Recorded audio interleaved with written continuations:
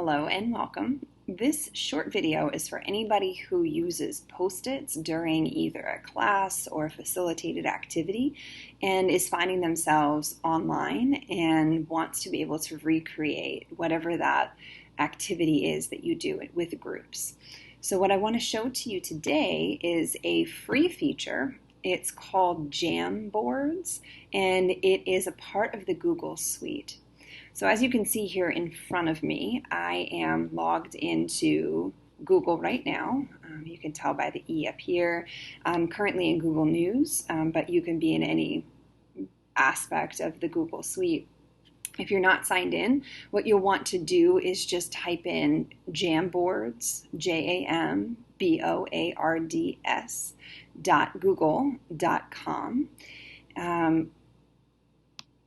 And then you will get there. Otherwise, if you're signed into the Google Suite, you can single click on these 9 dots right here. So you'll click, and it will open up the whole menu for you. And then if you scroll down, you will find Jamboard. It says J here, and you can just click on that. So again, it's Jamboard, JAMBOARD.google.com. And you can see the landing page that you enter. If you have created any Jamboards, you'll find them here. So you can see we've created and played with a couple. And what I'm going to do is take you into one of them just so you can see how it works. Before I do that, if you have not created any before and you want to create your first, you'll come down to this plus sign here and you'll just click on the plus sign and it'll create a whole new Jamboard for you. And actually, why don't we just stay in here? So I can just show you really, really quickly all of the different features in here. I find Jamboard to be a pretty simple tool, but effective in getting groups together. And again, doing some sort of activity that requires Post-its for a group or an individual. So we've got our canvas here. So this would just simulate the table in front of the person or the group. You can see up here the Jamboard has different pages. So I'm on page 1 of 1, but if I were to click this right button, it would create more pages. So it goes up to 10, just so you know that, and then you can navigate back and forth with these buttons. The magic of Jamboard happens, let me move myself, over here on the left-hand side of the screen. So you can see right now what's activated is the pointer arrow. That just means that I can move things around. I can click and move. What I'm going to click on first is this little Post-it right here, little sticky looking icon. When I click on that, it pops up a new box for me, and this would be the creation of my first sticky note. So here's my first Post-it. I can change colors of the Post-its if I'd like.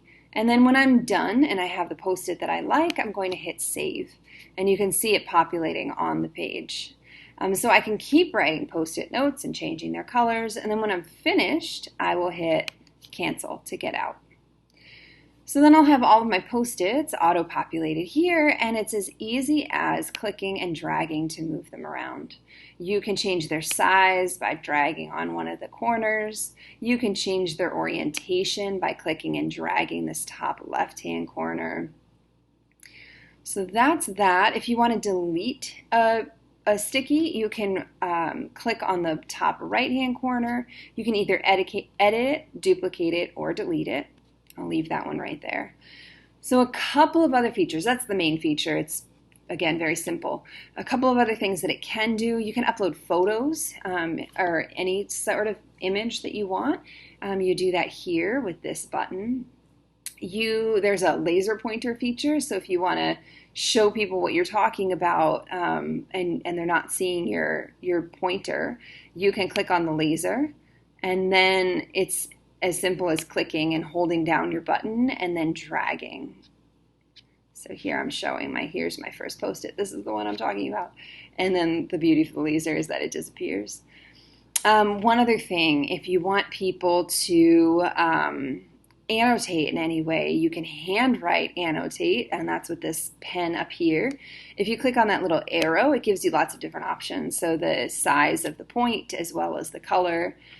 So we can write in blue blue highlighter, and you can see me doing that here.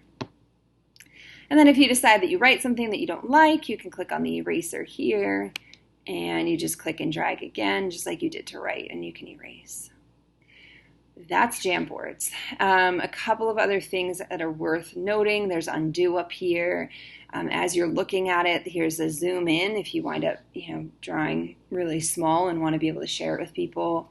You can change the background and the look of the background here. You can clear the frame completely by hitting clear, and then it's as easy as sharing it. One thing that you will want to do before you start facilitating and you share the link, you'll click on that share button.